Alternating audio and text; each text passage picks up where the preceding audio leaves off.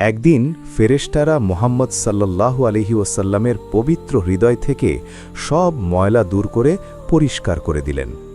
ছোট্ট নবীর চেহারা তখন গোলাপের মতো উজ্জ্বল হয়ে উঠেছিল। এই দৃশ্য দেখে হালিমা রাদিয়াল্লাহু আনহা খুব ভয় পেয়ে গেলেন।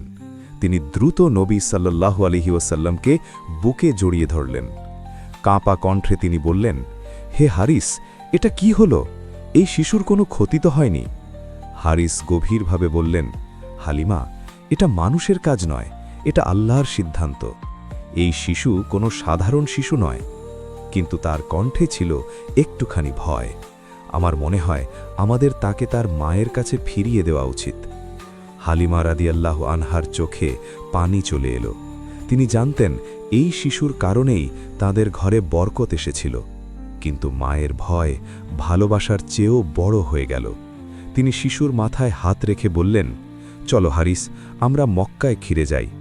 তারা যাত্রা শুরু করলেন। মরুভূমির বালুর ওপর উট ধীরে ধীরে এগিয়ে চলছিল। হালিমা রাদিয়াল্লাহু আনহা বারবার নবী সাল্লাল্লাহু আলাইহি ওয়াসাল্লামকে বুকে জড়িয়ে ধরছিলেন।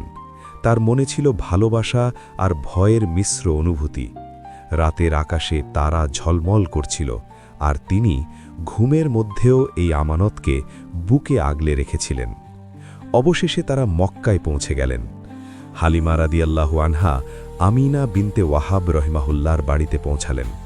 দরজায় কড়া নাড়তেই আমিনা রহিমাহুল্লাহ বাইরে এলেন। তার চেহারা নূরে ভরা ছিল।